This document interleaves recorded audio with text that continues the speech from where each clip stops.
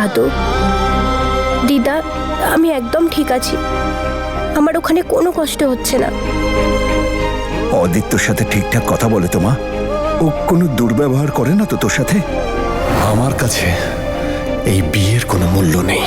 এই ফাঁস, এটাই হলো তোমার গিফট।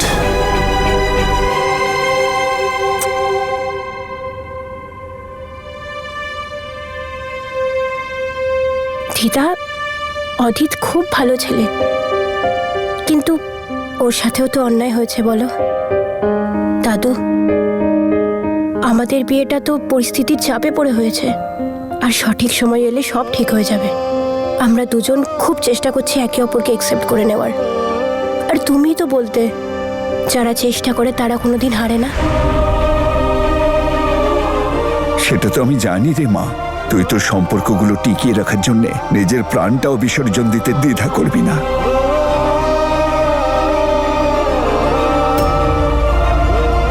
শুধু একটা কথা মনে রাখবে, এই বিয়ে লোক দেখানোর জন্য হয়েছে। সেই লোক দেখানোর ব্যাপারটা যেন বজায় থাকে। দিদা, তুমি ওই কি যেন একটা আচার রেখেছিলে না? আমি কিন্তু এবারে নিয়ে যাব। হ্যাঁ, অনেক আচার বানিয়েছি, পুরো এক বয়ম ভর্তি। যা গিয়ে চেখে দেখ কেমন হয়েছে। নুন বেশি হলে কিন্তু ভালো হবে না, আমি দেখে আসছি। আচার তো শুধু একটা অজুহাত। মেয়েটা ভালো নেই। দেখুন ম্যাডাম, আমরা সবাই ভালো করেই জানি যে নম্রতা হলো তনুর মেয়ে। না,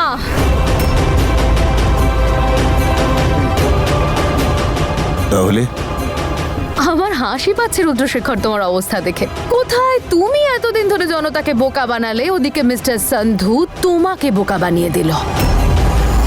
আসল সত্যিটা হলো যে নম্রতা না সিং বাড়ির মেয়ে আর না সন্ধু বাড়ির মেয়ে। বীর আর তনু তো শুধু ওকে লালন পালন করে বড় করেছিল। সেটা কি করে সম্ভব? আপনাকে এসব কে বললো? হ্যাঁ, এইসব আমি তো আরো অনেক কিছু জানি সন্ধুদের ব্যাপারে। সবাই ভাবে নূর আর নম্রতা দুই বোন, কাজিনস, মাসতুতো বোন, কিন্তু এরকম কিছুই না। নূর আর নম্রতার কোনো সম্পর্কই নেই, কারণ নম্রতা সন্ধু পরিবারেরও মেয়ে নয় আর সিং পরিবারেরও মেয়ে নয়।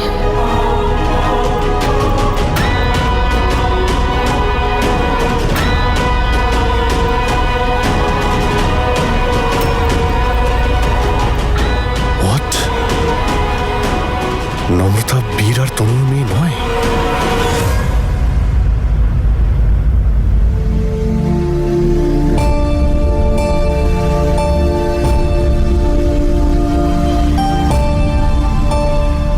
আমাদের স্মাইল যেন এমন হয়, লোকে দেখে যেন বলে আমাদের যে হ্যাপি কাপল আর পৃথিবীতে নেই। কিন্তু এই বন্ধ ঘরে না তুমি আমাকে তোমার মুখ দেখাবে, আর না আমি তোমাকে আমার মুখ দেখাবো।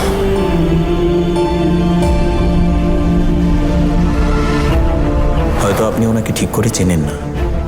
আসলে কষ্ট দেওয়াটা ওনার পেশা। নিজের সীমার মধ্যে থাকো এসপি। ডোন্ট ফরগেট তুমি আমার ওয়াইফকে নিয়ে কথা বলছো।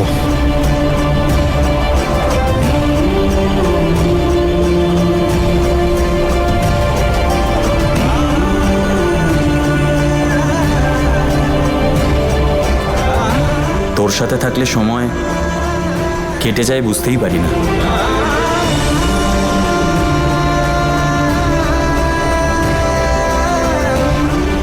ভুলে যা আমায়।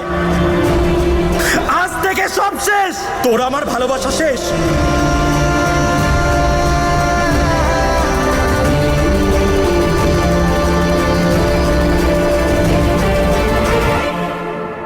আমি জানি ঈশান, তুই আমাকে এখন মন থেকে ঘৃণা করিস। তুই এখন আমাকে তোর জীবন থেকে, তোর মন থেকে বের করে দিতে চাইছিস। আমাদের সম্পর্কের বাঁধন হয়তো এখন ছিঁড়ে গেছে, কিন্তু আমাদের মনের বাঁধন কখনো ছেঁড়ার নয়। ভাগ্যের এই লিখনকে শত অনিচ্ছা সত্ত্বেও আমি আপন করে নিতে বাধ্য হয়েছি। আমি সব সময় তোর ভালোই চাইতাম ঈশান, আর এখনো আমি সেটাই চাই। আর আমি এইটাই চাই যে তুই যেন তোর জীবনে সুখী হোস, তোর যেন সব ভালো হয়।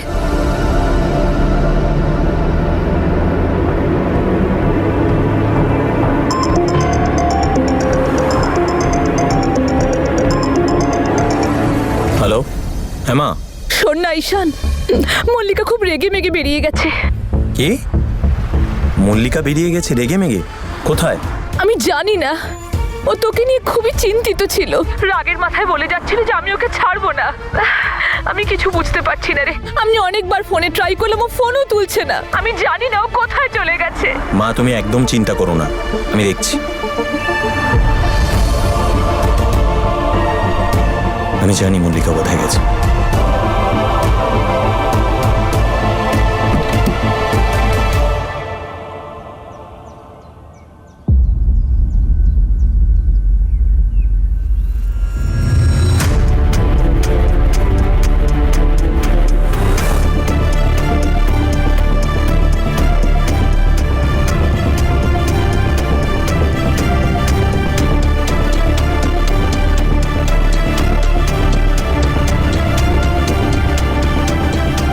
মল্লিকা না,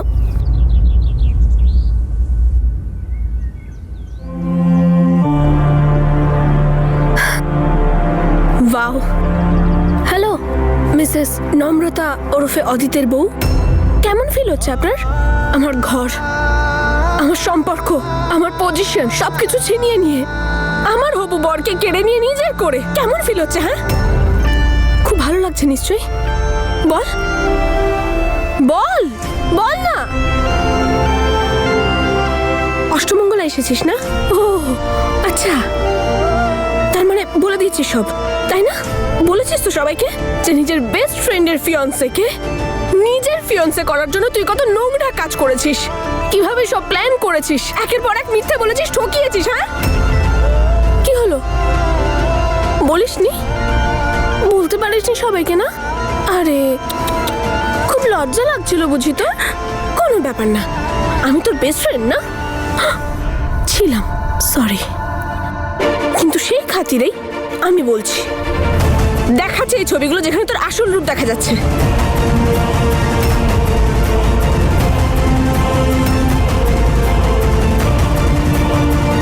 এখনই আসছে। মল্লিকা তুই কাউকে কিচ্ছু বলবি না। কেন? হাত পা ঠান্ডা হয়ে গেল তোর? কেন রে, ভয় লাগছে? কিন্তু এবার তো এটা হবেই। মল্লিকা, যেটা সত্যি নয় সেটা বলে আমি বাড়ির লোকেদের কষ্ট দিতে চাই না, বুঝেছিস?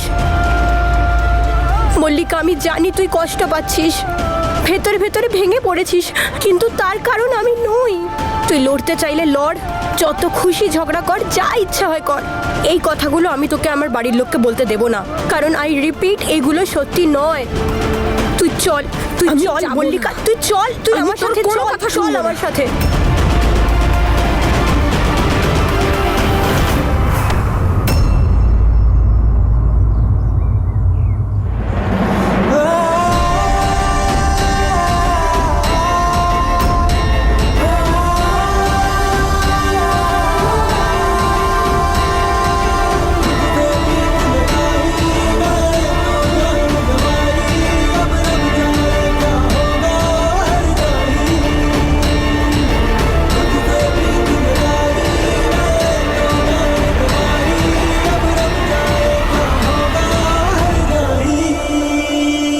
দেখুন, আপনি ঘুরিয়ে পেঁচিয়ে কথা না বলে সোজা করে বলুন ব্যাপারটা কি। নূর আর নম্রতার ব্যাপারে আপনি যা বলছেন আমি কিছুই বুঝতে পারছি না।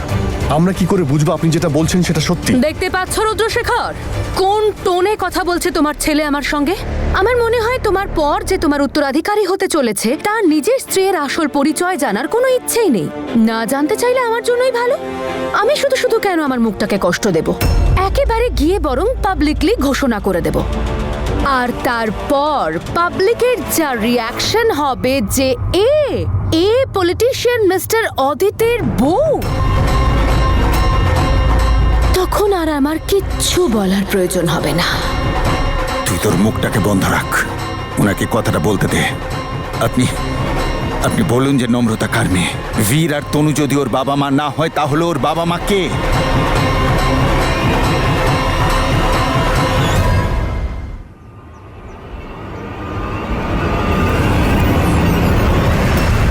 দাদা,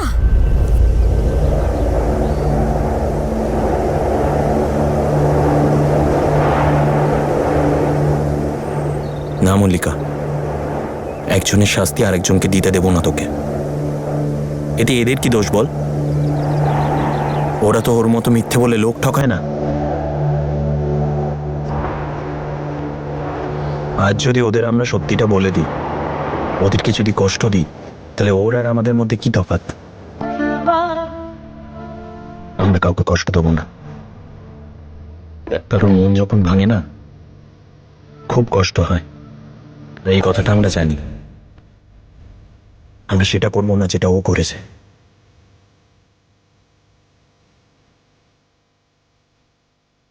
চল।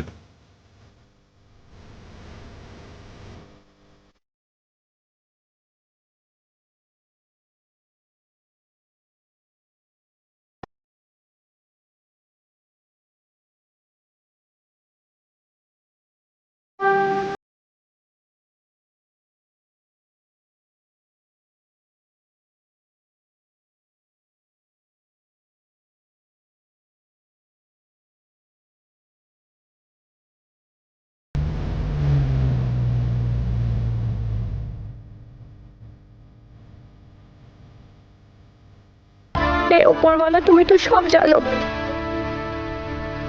তুমি তো জানো যে আমার কোনো দোষ নেই, কিন্তু তাও কেন আমি বারবার ভুল বোঝাবুঝির শিকার হই? এটা একটা খুবই গুরুত্বপূর্ণ এবং ঝুঁকিপূর্ণ অপারেশন। স্যার, এতে কিন্তু তোমাদের জীবনও যেতে পারে। স্যার, এই মিশনে যারা যেতে চাইছো তারা ফিরে আসবে কিনা তার কোনো গ্যারান্টি নেই। যা শ্বাস চলছে সেও যে জীবন্ত আছে তারও তো কোনো গ্যারেন্টি নেই। এক মুহূর্তে অনেক কিছুই হতে পারে।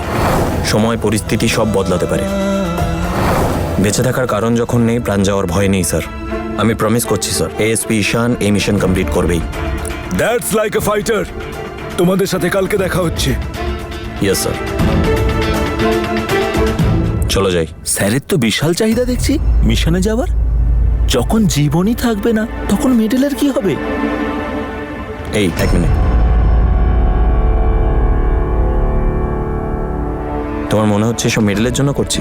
মেডেলের চাহিদা তো সব অফিসারেরই থাকে স্যার। আশা রাখা ছেড়ে দাও। যখন আশা ভঙ্গ হয়, মানুষের জীবনটাই বদলে যায়। Sorry sir. পুলিশের চাকরি সম্পর্কের জন্য নয়, দায়িত্ব পালনের জন্য আর মানুষের সেবা করার জন্য করা হয়। নম্রতা, এই যে তোদের জন্য কিছু উপহার আর কাপড়। মেয়েরা বাপের বাড়ি এলে খালি হাতে ফেরত যায় না। এই নে। দিন, আমাকে দিন। নূরকে এটা দিয়ে দাও। Thank you. দিদা, দাদু, তোমরা ঠিকঠাক সময় করে ওষুধগুলো খাচ্ছ তো? আমি কিন্তু রোজ ফোন করে জিজ্ঞেস করব, আর যদি কেউ মিস করেছো না, তাহলে আমার থেকে খারাপ কেউ হবে না। একদম। নূর, তোমার জন্য তোমার প্রিয় আলুর পরোটা বানিয়েছি আমি। চলো, আমি জানি তুমি খুব পছন্দ করো। নূর, তুমি একদম চিন্তা করো না। তোমার মা এদের সবার উপর দিয়ে যায়, আর তোমার খুশির জন্য না, তোমার মা এই পৃথিবীর সবকিছু করতে পারে।